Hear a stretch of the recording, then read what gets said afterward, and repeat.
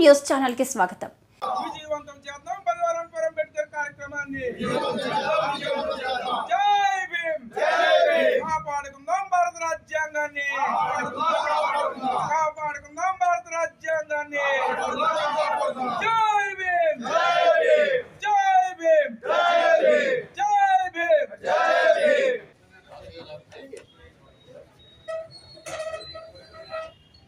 భారతదేశంలో వేల సంవత్సరాలు ఈ దేశంలో మెజారిటీగా పిలువబడుతున్నటువంటి బహుజనులు ఎస్సీ బీసీలుగా పిలువబడుతున్న ప్రజలైనా లేదు, ఇప్పుడు 80% ఉన్నటువంటి బహుజనులు ఎవరైతే ఉన్నారో వీళ్ళకి కనీస మానవ హక్కులు లేవు.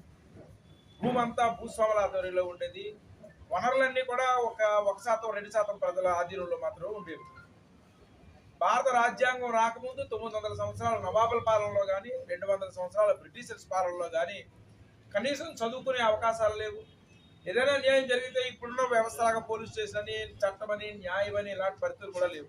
ఆ జమీందారు భూస్వామి ఏం చెప్తే అదే. ఆ రోజు అంత దుర్మార్గమైన పరిస్థితిని ఈరోజు రాజ్యాంగ ప్రకారంగా ఎస్సీ ఎస్టీలుగా పిలువబడుతున్న ప్రజలే కాకుండా నేడు బీసీలుగా పిలువబడుతున్న ప్రజలు, అలాగే మహిళలు సగభాగంగా ఉన్నటువంటి మహిళలు అత్యంత దుర్మార్గమైన పరిస్థితిని ఎదుర్కొనేటువంటి పరిస్థితులు భారతదేశంలో నెలకొని ఉండేవి. 200 సంవత్సరాల బ్రిటిష్ పాలన తర్వాత ఈ భారతదేశాన్ని రూల్ చేసుకోవడానికి మనమంతట మనమే సర్వసత్తాక సామ్యవాద గణతంత్ర ప్రజాస్వామ్య రాజ్యంగా రూపొందించుకునే భాగంలో భాగంగా భారత రాజ్యాంగం వచ్చింది. ఈ భారత రాజ్యాంగాన్ని 2 సంవత్సరాల 11 నెలల 18 రోజులు బాబాసాహెబ్ అంబేద్కర్ ప్రపంచ మానవీయ హక్కుల యోధుడు అనేక దేశాల్లో విజృంభించినటువంటి ఒక మహాజ్ఞాని లభించడం ద్వారా ఆయన దేశంలో ఉన్నటువంటి గ్రౌండ్ లెవెల్లో క్షేత్రస్థాయిలో ఉన్నటువంటి ప్రజలందరి యొక్క కష్ట నష్టాలని స్వయంగా ఆయన అనుభవించిన కారణంగా ఈ దేశంలో సగభాగంగా ఉన్నటువంటి మహిళలు పడుతున్న కష్టాలని కళ్ళతో చూసినటువంటి అనుభవపూర్ణ కారణంతో అత్యంత కాలాన్ని తీసుకొని ప్రతి దానికి ఒక బ్యారేజ్ చేసుకొని రాజ్యాంగం అతిపెద్ద భారతదేశంలో ఉన్నటువంటి రాజ్యాంగం అతిపెద్దది, ప్రపంచంలో అతిపెద్దది. ఎందుకంటే ప్రతి చట్టానికి ప్రతి ఆర్టికల్కి ఆయన క్లారిఫికేషన్ ఇవ్వాల్సి వచ్చింది. ఎందుకు ఆర్టికల్ 14 పౌరులందరూ సమానాలని ఎందుకు చెప్పాల్సి వచ్చిందంటే ఈ దేశంలో కులము, మతము, ప్రాంతము, భాష, విభిన్న సాంప్రదాయాలు ఉన్నాయి.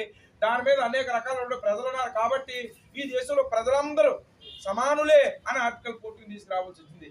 ఆర్టికల్ 15 కానీ, ఆర్టికల్ 16 కానీ, ఆర్టికల్ 17 కానీ ఏ ఆర్టికల్ అయినా ఆ ఆర్టికల్కి అనుబంధంగా ఎందుకు తీసుకురావాల్సి వస్తుంది అనేటువంటి కూలంకషంగా ఇవ్వడం వల్ల అంత టైము 2 సంవత్సరాల 11 నెలల 18 రోజులు సమయాన్ని తీసుకొని ప్రతిదానికి వివరణ ఇచ్చుకొని ప్రతిదాన్ని రాజ్యాంగ పరిషత్తులో ఒప్పించేటట్లుగా చేసి నవంబర్ 26, 1949 సంవత్సరం ఆనాటి రాజ్యాంగ పరిషత్ అధ్యక్షులు డాక్టర్ బాబు రాజేంద్ర ప్రసాద్ గారి ఆధ్వర్యంలో ఉన్నటువంటి కమిటీకి అప్పచెప్పిన రోజు నవంబర్ 26, 1949.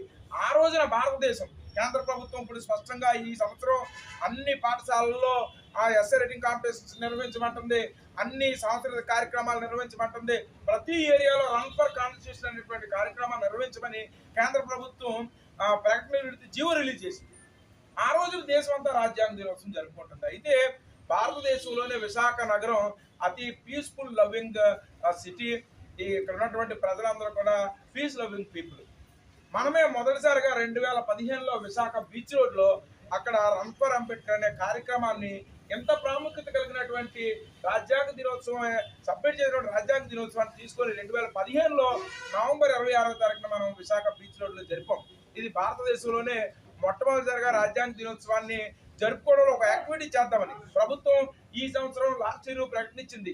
ఇది ప్రజలందరికీ తెలియాల్సిన అవసరం ఉంది, రాజ్యాంగం గురించి ప్రజలందరికీ ప్రచారం జరగాల్సిన అవసరం ఉందని ప్రభుత్వం కూడా గొప్ప లక్ష్యాన్ని తీసుకొని ప్రభుత్వం అన్ని శాఖలకి పంపించింది. 2015 నుంచి నేటి వరకు ఈ కార్యక్రమం, ఈ రాజ్యాంగ దినోత్సవాన్ని, రాజ్యాంగ లక్ష్యాలను ప్రజల్లోకి విస్తృతంగా తీసుకెళ్లడంలో విశాఖ నగరం ప్రథమ స్థానంలో ఉంది, పనిచేసుకుంటూ వచ్చాము. ఈ సంవత్సరం 2024 10వ రన్ ఫర్ అంబేద్కర్ కార్యక్రమం ఆ రోజుకి దగ్గరగా ఉన్నటువంటి సెలవు దినమైనటువంటి 24వ తారీఖు ఆదివారం ఉదయం 6 గంటలకు ఆర్కే బీచ్ కాళీమాత టెంపుల్ దగ్గర నుంచి వైఎంసీఏ పెరియార్ విగ్రహం వరకు 10వ రన్ ఫర్ అంబేద్కర్ కార్యక్రమాన్ని నిర్వహించి తలపెట్టి ఈ ప్రెస్ మీట్ నిర్వహించడం జరిగింది.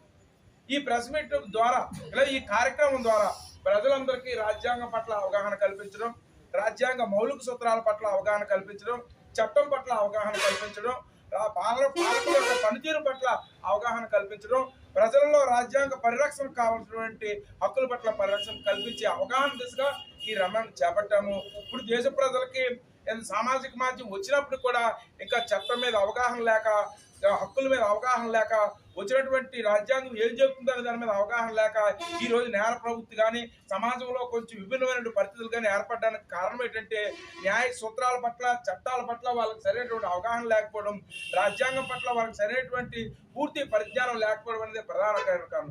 ప్రతి పౌరుడు తప్పనిసరిగా రాజ్యాంగం ఏం చెప్తుంది, అందులో ప్రాథమిక హక్కులు ఏంటి, ఆదేశక సూత్రాలు ఏంటి, ప్రభుత్వం ఏ విధమైనటువంటి ఏ దిశా మార్గంలో పనిచేసుకుంటే వెళ్ళాలనే అవగాహన ప్రజలందరికీ తెలుసున్నాడు. ఒక మానవీయ సమాజం ఏర్పడుతుంది. రాజ్యాంగం ఒక లక్ష్యం కూడా బాబాసాహెబ్ అంబేద్కర్ ఏం చెప్పారంటే, ఈ రాజ్యాంగం ద్వారా సమాజానికి ఏం చేయాలనుకుంటున్నామంటే సమాజంలో ఒక మానవీయ సమాజం ఏర్పడాలి. భారతదేశంలో ఇంతవరకు అసమాన వ్యవస్థ ఉంది. కులాల పేరు మీద, మతాల పేరు మీద, ప్రాంతాల పేరు మీద, భాషల పేరు మీద, లింగం పేరు మీద, విభిన్న సంస్కృతి సాంప్రదాయాల పేరు మీద భారతదేశం ఉంది. ఇవన్నీ కాకుండా చివరగా భారతీయుడే వెనకాల ఉన్నటువంటి కులము, మతము, ప్రాంతము, భాష, లింగము, ఈ సంస్కృతి సాంప్రదాయం అనే భేదాలు కాకుండా చివరగా భారతీయుడిగా ఉండేటువంటి ఒక సోదరభావం కలిగినటువంటి సమాజం కావాలనే లక్ష్యంతోనే భారత రాజ్యాంగాన్ని రాశాము. రాజ్యాంగం ద్వారా ఇంప్లిమెంట్ అయినటువంటి చర్యల ద్వారా ఈ దేశంలో సరైనటువంటి సమానత్వ పరిణితి ఏర్పడుతుందని బాబాసాహెబ్ ఆశించారు.